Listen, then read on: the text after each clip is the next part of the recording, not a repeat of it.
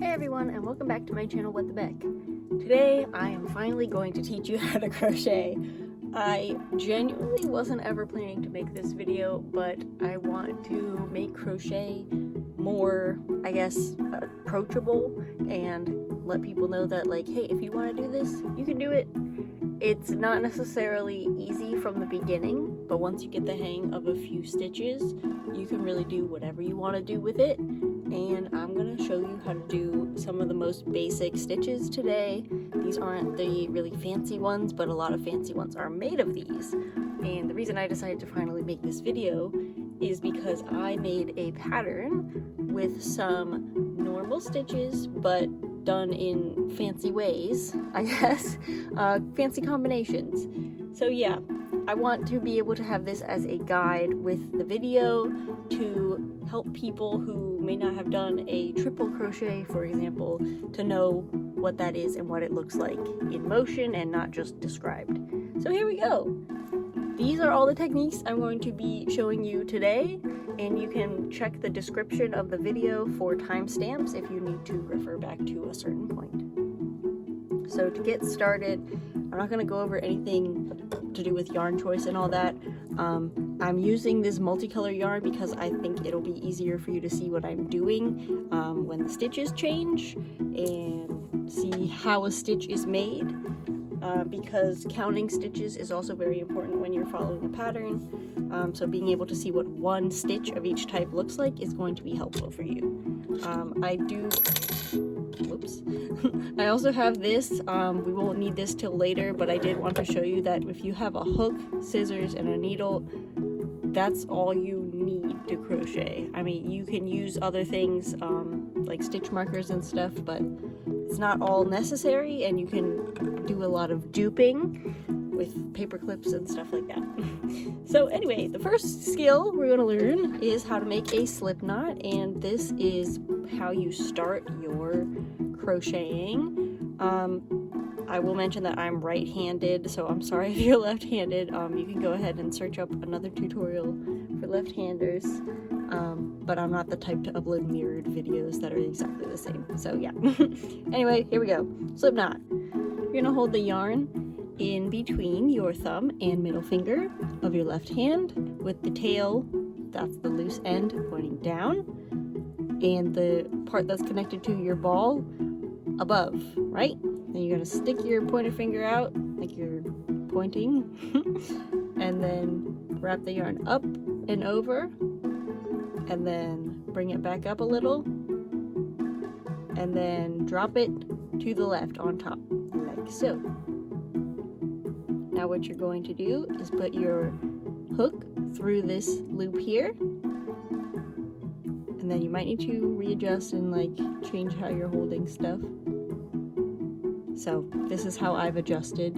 I've moved the bottom tail in between these fingers, and I have put my thumb up here so that this is near the top of my hook. Next you're going to go under the yarn like this, twist it 180 degrees, pull it through. Okay? Then you'll have this big knot here. We're going to make it smaller by just taking the loose end and pulling it. You can also like grab onto this to make sure it's getting tighter, but then we'll have this big loop here.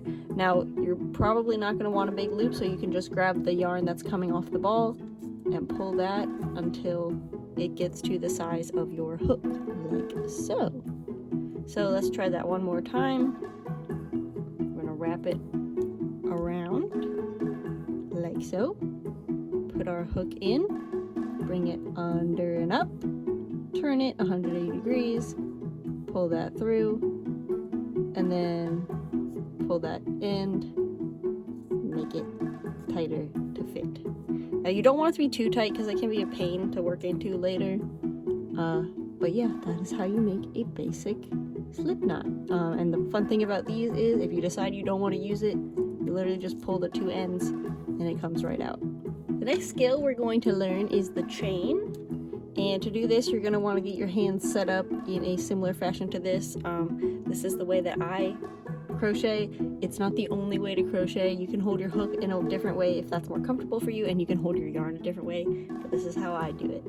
So I hold the bottom tail in my thumb and middle finger, and then similar to how we did the slip knot in the first place, I'm holding this yarn here, but it's going around the back and then over, and then it's coming down here through my bottom two fingers. The pinky is really the one that's holding onto it, and you don't want to be like squeezing it so hard that it's gonna hurt you. Like, you don't want to get cramps from doing this, but you do want there to be a little bit of tension on that yarn so that your stitches come out nice and, you know, evenly tensioned. So to do a chain, we're going to go under and up behind like so. We're gonna turn our hook 180 degrees and then pull it through. And that's your chain. That's your very first chain right there. When some instructions tell you to chain a certain amount, you want to keep in mind that the loop that's on your hook isn't a stitch yet, so you would ignore that. So right here we have one chain. We're gonna try again. Go under and up, turn 180 degrees and pull through. Now we have two chains. Okay, so we'll just keep doing that. And some people find that practicing chains is like more meditative for them. That's totally cool. I used to make chains and then crochet those chains into other things, so that's an idea for something you could do. But for today, I'm just gonna say maybe do a chain of about 10 or so. Let's count and see how many I have. 1, 2, 3, 4, 5, 6, 7, 8, 9, 10, 11, 12. Let's get it up to like 15. So 1, 2, and 3 more. 15 chains. When I was counting the stitches, you can notice that it's kind of shaped like a V. Most stitches in crochet are going to look like that at the top of them, and that's how you know how many stitches you have. So next what we're going to do is a stitch called single crochet, and this one is pretty basic, but it does take a while to get some like length built up with it. But it's really good for stuffed animals because the holes are smaller and the stuffing in the toys won't come out. But yes, so to do any crocheting into chains, I generally recommend going into the back loop. A lot of patterns, or like I guess the stereotypical way to crochet, they'll have you going into one loop of the chain. So as you can see, that's going in between the two legs of the V there. But the back bump is like it sounds, it's on the back. So it's this little ridge here. And when you're turning on a chain like this, you want to make sure that you are skipping the first chain here, because let me show you what happens when you go into that one. It's very tight, and it also it undoes itself. So, well, I guess it doesn't undo itself, it just makes your other loop bigger, and that's not really what we want. So when you're doing your chains, you're just going to turn it over and skip that very first one. Now I've got my tension all screwed up, let me fix it.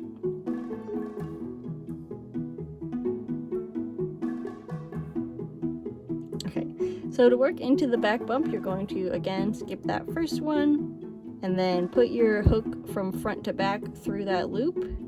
And it might be a little bit fiddly. Working through the chains is generally like the worst, suckiest part of crochet, but once you get the first row done, the rest of them are super easy. So yeah, we put our hook in from the front to the back, and you can see I'm still holding my yarn like I did for the chains, and it's a similar, well, it's the same motion. You go up and around, turn your hook 180 degrees so the hook part is pointing down, and pull it through that first loop that's on your hook. Then you'll have two. You just grab it again and pull it through both. That is one single crochet. So that also looks like a V on the front, but again, it looks like a V on the top as well. So one more time, front to back, scoop and turn, pull it through 1, scoop and turn, pull it through 2, and then one more, a little faster, see if you can keep up with me. Just kidding. If you're a beginner, don't worry about being slow. It's gonna take a little bit, but I will just show a few more examples. Single crochet,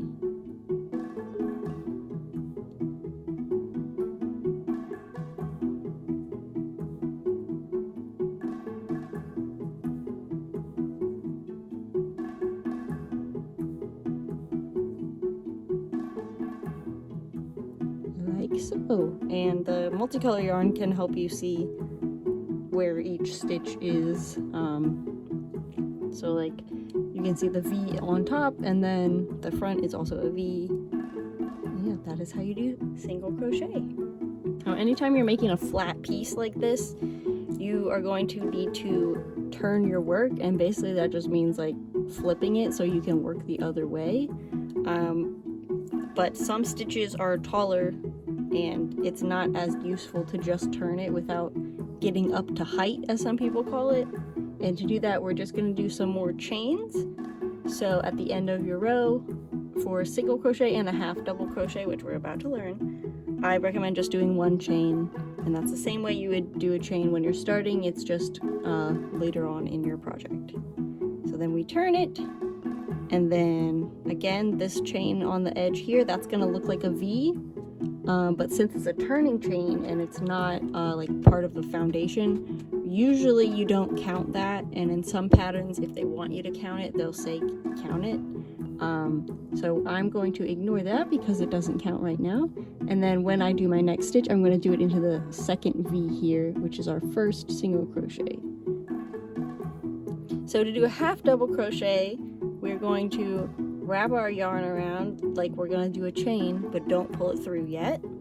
Then we're going to take our hook and put it through front to back, that first stitch, wrap it, pull it through the first stitch here, and then we'll have 3 loops.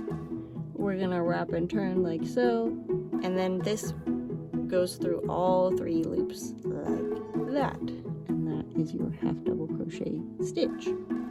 So again, we're gonna scoop it and turn like we're gonna do a chain, but we're not. We're gonna go through the stitch, scoop it and turn, pull it through the first. It's not really 1 loop, it's more like 2, but you end up with 3 on your hook, scoop and turn, pull through all 3. And I'll just do a few more examples now.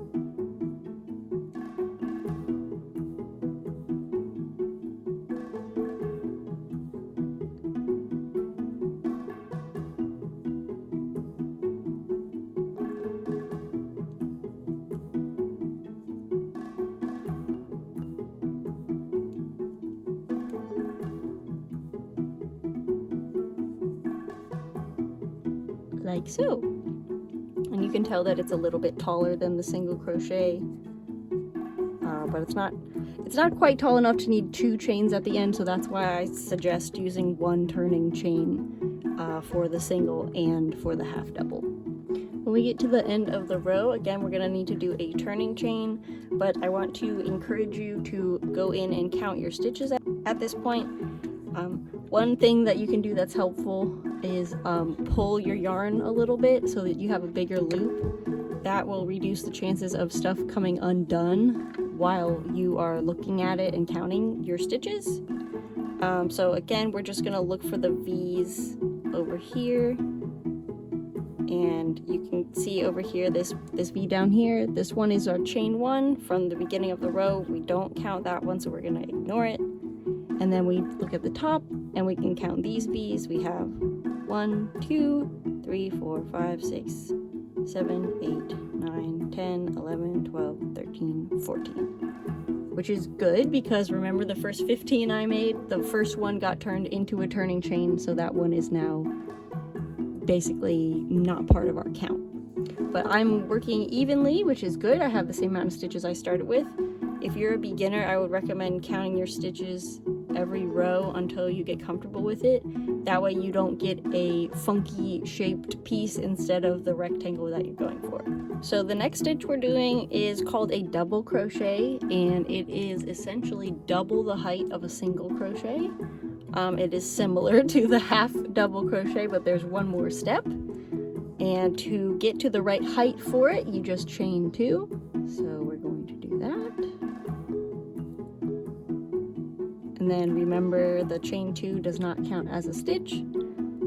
We turned our work. We're going to scoop and turn as if we're going to chain again, but we're not.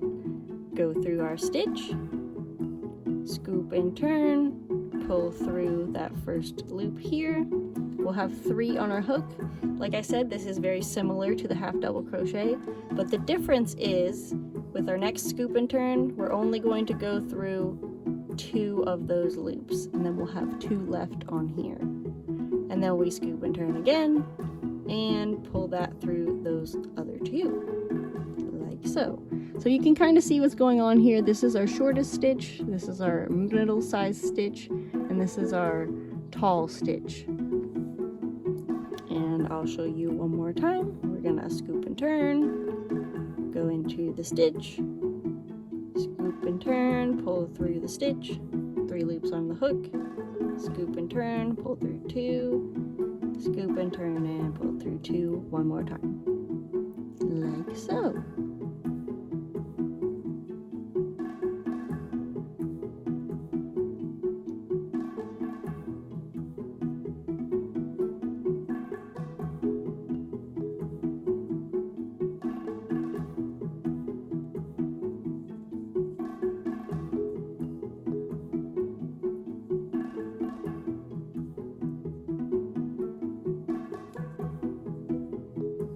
And again, when you go to count, remember that those 2 chains at the beginning are not part of your count. So this next one is a little bit of a doozy. I know it took me a while to get a hang of it, but it is called the triple crochet. And like the double crochet, it's just one more step. So basically, the triple crochet is 3 times as tall as a single, so we're going to chain 3 at the beginning of our row here. So 1, 2, and 3. And then remember that since those 3 don't count as a stitch, we're going to just skip right ahead, and when we put our hook in, we'll put it into this 4th one down here. So to do the triple crochet, we're going to scoop and turn like so, and then we're gonna do it again. Whoa, what the heck?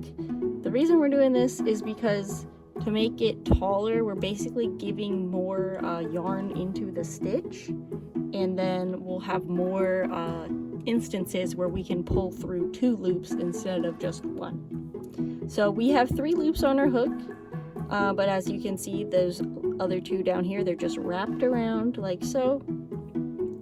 Once we have the 3, we're going to put our hook in from front to back like so through the first stitch, scoop and turn, pull through the first loop, and now we have 4 on our hook. So again, just like the double crochet, we're going to scoop and turn and pull through 2 at a time, and we will do this a total of, can you guess, 3 times. That is your triple crochet. So you can see that it's kind of like a double crochet with a little hat on it, I guess, to make it a little taller, like so. So I'll show you again. Wrap once, wrap twice, put the hook in the stitch, scoop and turn, pull it through 1, pull through 2, pull through 2, and pull through 2 again. And then since this one is also like really tricky, I'll do another slow one for you. Put our hook in after we did our wraps, scoop and turn, pull through 1, 4 loops on the hook, scoop and turn, pull through 2, scoop and turn, pull through 2, scoop and turn, and pull through 2, like so. And that's your triple crochet.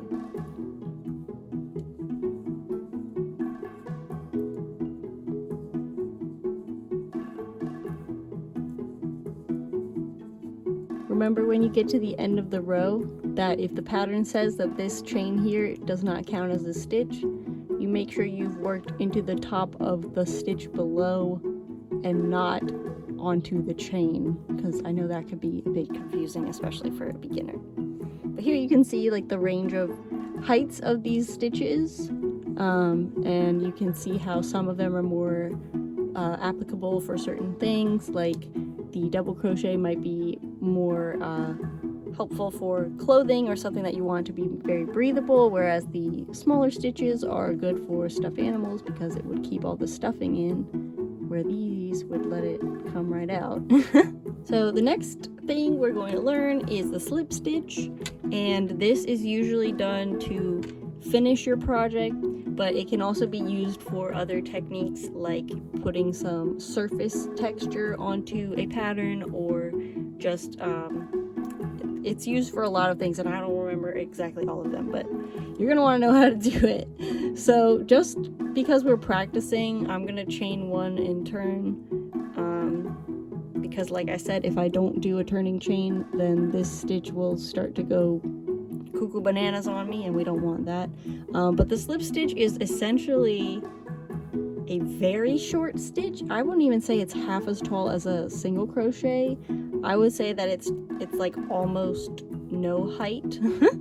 But to do it, you're basically going to just leave your one working loop on your hook, put your hook in from front to back as if you're gonna single crochet, scoop and turn your yarn, pull it through that stitch there, and then instead of doing another step where we grab yarn or, you know, I don't know, do something else, you just pull it through that other one by turning again, pull it through that loop. That is your slip stitch, and you can see that it looks like a V like every other crochet stitch, and then on the back you can see that it's pretty invisible except for a little bump here, and I will show you what that looks like on the back as we continue practicing. But like I said, we'll do a couple more example ones. We're going to put our hook in, do the stitch, scoop and turn, pull through the loop on the hook, hook in, scoop and turn, pull through the stitch, pull through the loop on your hook.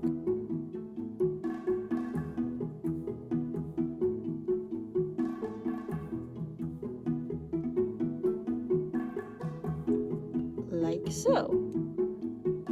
So you can see how this would be a pretty edging, or like if it was a different color, you could do that around the border of something and make it contrast really nicely. But here I want to show you on the back, it makes a stripe like that. So you can also do this as a feature where you slip stitch as if you're on the back of the project, but then it leaves this line of stitching across the front side.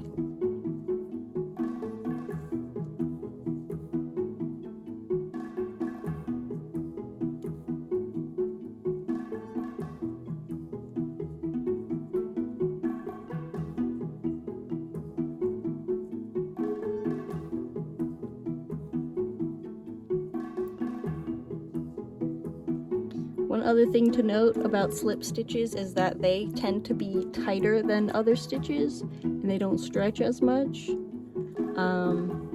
So just be careful with your tension. If you think that your project is like cinching in too much when you're doing slip stitches, you can either try to be a little bit looser with your stitching or just grab a larger hook and do the slip stitches with the larger hook than the normal one you're using for your project. So now, let's say I'm finished making this, I don't even know what this could be turned into. Let's say I'm making rectangle and I'm gonna make a blanket out of scraps. And I'm done with this one and I'm ready to make it secure so that I can sew it to something. What do I do? So this is called finish off, and you'll see this in patterns too. You basically just do a slip stitch, do a chain, and then choke it, I guess. I don't know how else to say this. I always feel like I'm choking the stitch when I do it. But you basically will just do your chain 1. It'll look like it's like extra, like hanging off. But then what we do is just pull up on the yarn like so. And like, see, I mean, it does look like it's choking, I guess. This free end from your ball, this can still be pulled in and out.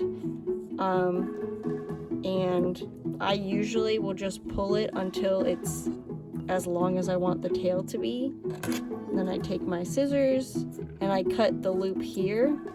Some people will like cut closer to here, but I can't usually tell which one of these is the one that's connected to the ball. I mean, it's easier now because it's multicolor and you can tell, but just to be safe, I cut up here and then I pull the extra out like so, and that is our little sample piece here. Now, to get these loose yarn ends woven in, you will need this, what is called a darning needle. You can use plastic ones, but I recommend the metal ones more because they seem to be more, like, I don't know, they don't get stuck as much, and because the plastic ones, which I have here, let me just show you, the plastic ones get wider here, it's just harder to pull them through, and they're also flimsier and can bend and break and stuff, so I just prefer the metal ones.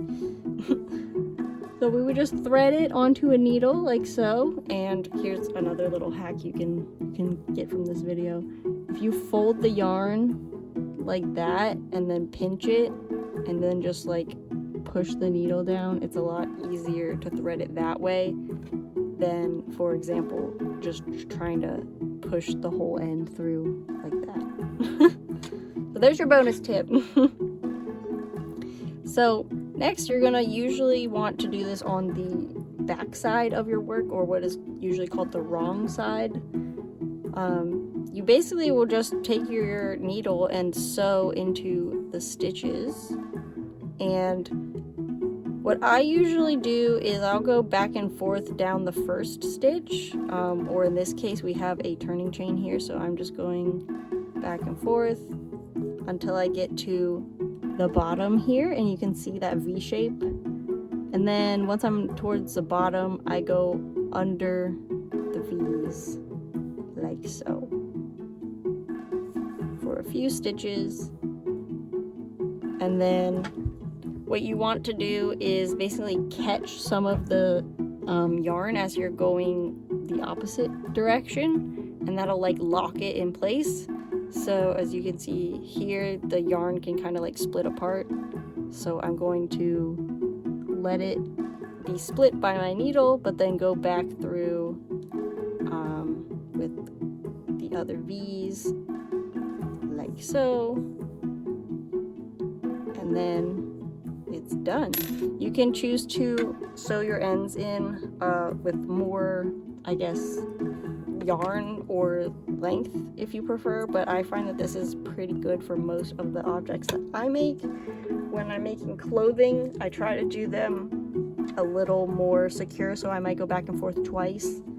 But that is pretty much it for weaving the end in. Now, the next thing I'm going to show you is not a necessary thing for all crochet, but it is helpful. And it's called a magic ring. If you just can't get the hang of a magic ring, you can do a 2-chain method, where you basically will make 2 chains, and then whatever you would have done into a magic ring, you just work into the first chain.